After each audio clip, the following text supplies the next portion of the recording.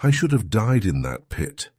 Something down there wanted me to, and 20 years later I still don't know why it let me climb out. My name's Gary. I've been in construction my whole adult life. Started as a laborer right out of high school, worked my way up to site supervisor. I've built shopping malls, apartment complexes, parking garages, seen just about everything you can see on a job site. But what happened in the summer of 2003 in eastern Ohio? That's something I've never told anyone, not my wife, not my crew, nobody. We were building a new medical complex on the outskirts of a small town called Millbrook. Nothing special about the project.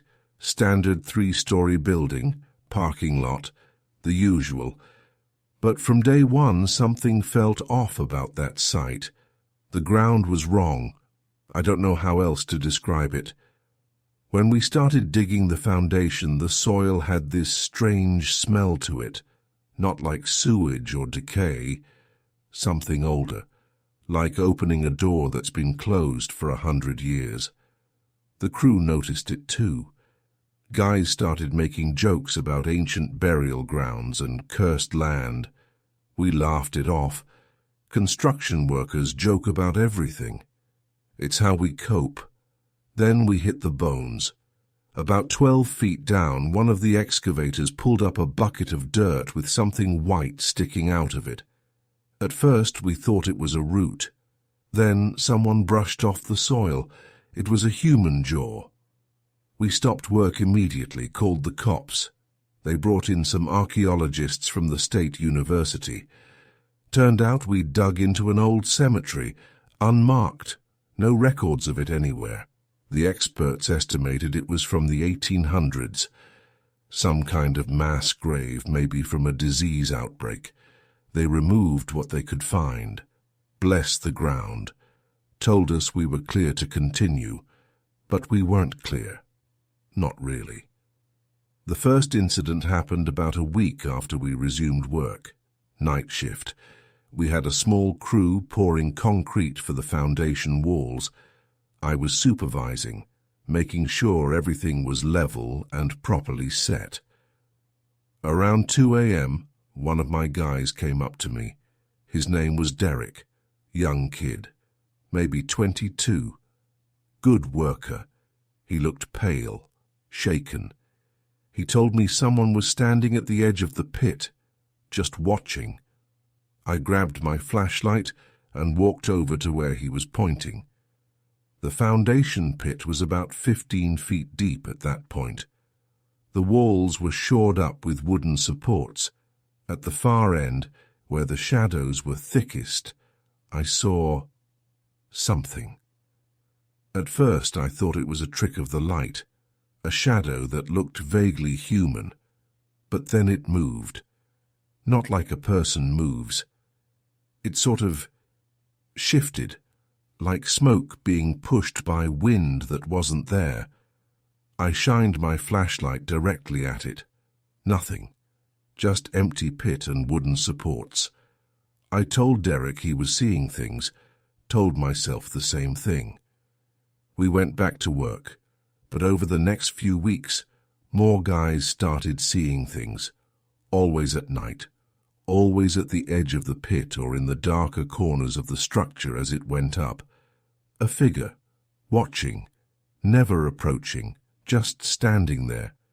3 workers quit without explanation, just didn't show up one day. I couldn't blame them. I was starting to dread the night shifts myself. Then came the night I'll never forget. It was late August, hot and humid. We were working on the basement level, installing the electrical conduits. I was alone in a section that would eventually become a storage room. The rest of the crew was on the other side of the building. My flashlight started flickering. I smacked it against my palm. It steadied for a moment, then died completely. I was in total darkness. I wasn't worried at first. I knew the layout. I could find my way back to the crew by memory. I started walking one hand on the wall to guide me. That's when I heard it. Breathing. Not my breathing. Someone else's.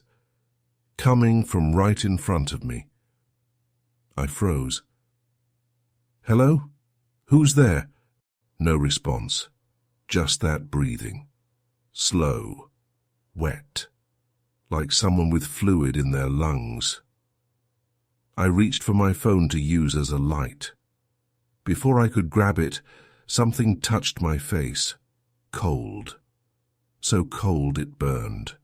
Like pressing your skin against dry ice. Fingers tracing down my cheek, my jaw, my throat. I couldn't move. Couldn't scream. I just stood there, paralyzed, while those frozen fingers explored my face like a blind person trying to memorize my features. Then a voice, right against my ear, a whisper so faint I almost didn't hear it. You're building on us. The fingers released me. The breathing stopped. My flashlight flickered back on. I was alone. I ran. Didn't stop until I was outside, gasping in the humid night air. The rest of the crew found me sitting on the tailgate of my truck, shaking. I told them I'd had a dizzy spell. The heat, dehydration. They believed me. We finished that building 3 months later. I made sure I was never alone in that basement again.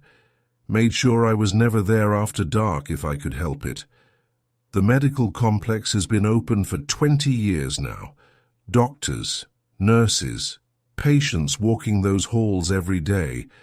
None of them know what's underneath, what's still down there in the foundation, in the bones of the building. I retired last year. Haven't been back to Ohio since we finished that job. But sometimes late at night, I still feel those cold fingers on my face, and I hear that whisper. You're building on us. They found him 3 days after I quit, living in the walls, watching us the entire time. My name's Marcus. Back in 2019, I was working as a night security guard for a construction company in Detroit. My job was simple: patrol the site, make sure nobody was stealing materials, and report anything suspicious. The site was a half-finished apartment complex, 12 stories. The exterior was mostly done, but the interior was still raw concrete, exposed wiring and plywood floors. A maze of hallways that all looked the same. I hated that job from the start. Walking through an unfinished building at night is unsettling in ways I can't fully explain. Every floor is identical. Every hallway leads to more hallways. The wind coming through the gaps in the windows makes sounds that almost sound like voices. But I needed the money, so I walked my routes, checked my checkpoints, and tried not to think too much about the shadows. The first sign that something was wrong came about 2 weeks into the job. I was doing my 2 a.m. patrol on the 7th floor when I noticed footprints in the concrete dust. Fresh ones, leading from the stairwell down one of the hallways. My heart started pounding. I radioed the other guard, a guy named Pete who watched the entrance, asked if anyone had come in. He said no. The gate had been locked all night. I followed the footprints. They led to what would eventually be an apartment unit. The door frame was there, but no door. Just an opening into darkness. I shined my flashlight inside. Nothing. Empty room, bare concrete. The footprints just stopped, like whoever made them had vanished into thin air. I told myself it was probably from the day crew, someone walking through before the dust had fully settled. It made sense. It had to make sense.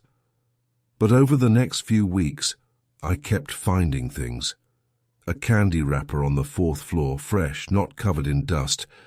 A water bottle on the 9th floor. half full, and the smell. This strange, sour smell that would appear in different parts of the building, like body odor, but worse. Like someone who hadn't bathed in months. I reported everything to my supervisor. He said he'd look into it. Nothing happened. Then the noises started. Footsteps above me when I was on the top floor. Doors slamming in sections of the building where there were no doors. And once, just once, I heard humming, a tuneless, broken melody coming from somewhere in the walls. I started dreading my shifts, started calling in sick more than I should have. My girlfriend thought I was losing my mind. Maybe I was. The night that broke me started like any other. I was on the 5th floor, doing my rounds, when my flashlight caught something on the wall. Writing. Scratched into the concrete with something sharp. The words made my blood run cold. I see you every night. I ran to the stairwell, started heading down. That's when I heard footsteps above me, coming down, fast. I ran faster, down to the 4th floor, 3rd, 2nd. The footsteps were getting closer. I could hear breathing now, heavy, excited. I burst out of the stairwell onto the ground floor and sprinted for the exit. Didn't stop until I was outside, in the light of the security booth with Pete staring at me like I'd lost my mind. I quit the next morning. Didn't even go back to collect my last paycheck. 3 days later, I got a call from Pete. They'd found him. A man living in the building. He'd been there for weeks, maybe months. He'd carved out a space between the walls on the 6th floor, hidden behind some loose drywall. He had a sleeping bag, empty food cans, bottles filled with waste, and photographs, dozens of photographs, taken with a disposable camera, pictures of the construction crew during the day, pictures of me and Pete during our night shifts, close-ups, taken from hiding spots we never knew existed, pictures of us sleeping, pictures of us eating, pictures of us with our backs turned. The police arrested him. Turned out he had a history: assault, stalking, breaking and entering. He'd been hiding in buildings for years, watching people, following them. The cops told me I was lucky. He'd been planning something. They found tools in his hideout: rope, duct tape, a hunting knife. I don't know if he chose me specifically or if I was just the most convenient target. I don't know what he was waiting for. I don't want to know. I work in an office now, climate-controlled, well-lit, surrounded by people. I never take security jobs anymore. And I never ever walk through buildings alone. I watched a man fall from that crane. The problem isn't he'd already been dead for 30 years. My name's Vincent. I'm a crane operator. Have been for almost 2 decades. It's a job that requires focus, precision, and nerves of steel. You're responsible for thousands of pounds of material swinging through the air, and one mistake can kill someone. I've never made a mistake. Not once. Not until the Harmon Building project in 2021. The Harmon Building was a new high-rise going up in downtown Cleveland, 32 floors. My crane was positioned on the east side, handling most of the heavy lifts for that section of the structure. From the first week, people talked about the site being cursed. A foreman broke his leg falling downstairs. An electrician was hospitalized after touching a wire that shouldn't have been live. 3 different workers reported tools going missing, only to find them in places they'd never left them. Accidents happen on construction sites. That's just the reality of the job. But this felt different. The frequency, the strangeness, like something was pushing back against us. I didn't believe in curses, didn't believe in ghosts. I believed in physics, engineering, and doing my job right. Then I saw the man in the cab. It was early morning, dawn just starting to break. I was climbing the ladder to my crane, 200 feet above the street, when I looked up at the cab. Someone was already inside. I could see their silhouette through the window. Sitting in my seat, hands on my controls. I froze on the ladder. Nobody was supposed to be up here.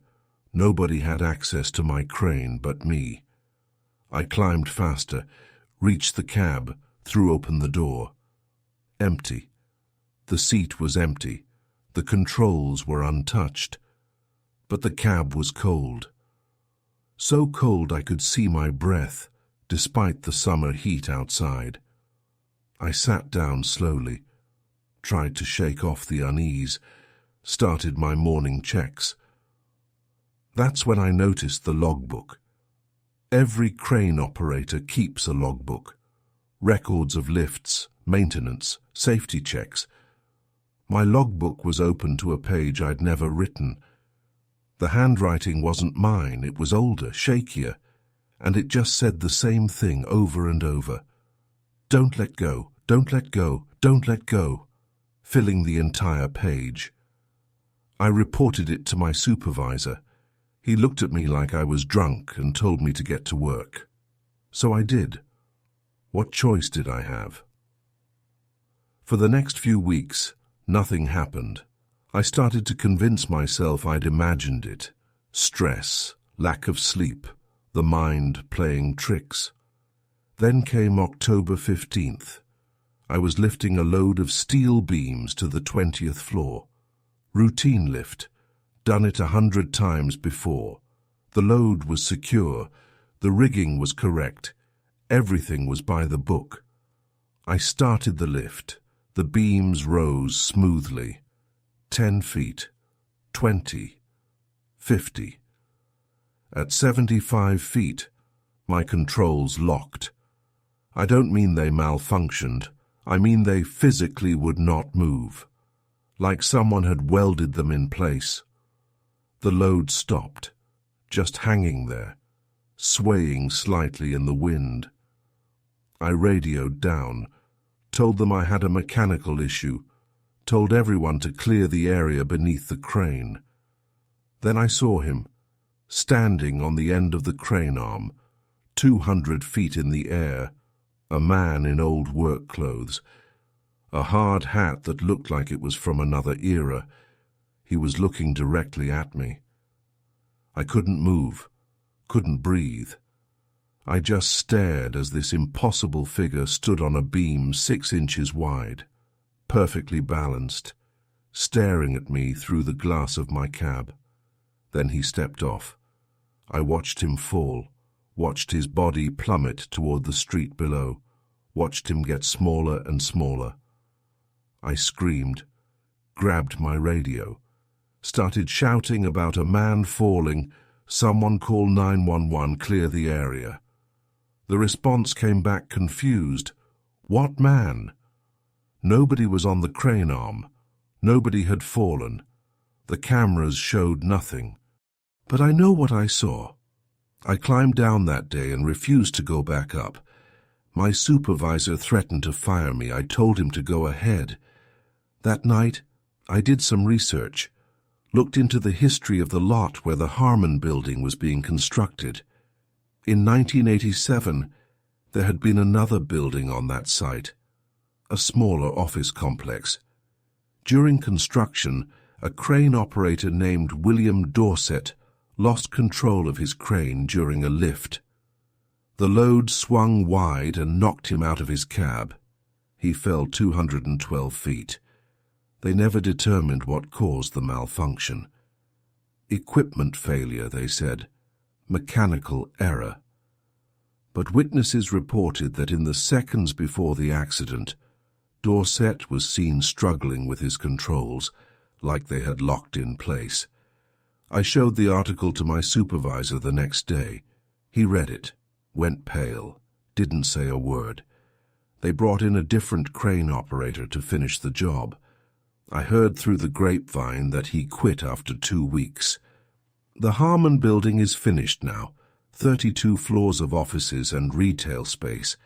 People work there every day, never knowing what happened on that site, what's still happening. I still operate cranes, but I research every job now, every site, every piece of history I can find, because some places remember what happened on them, and some places don't want us building there at all.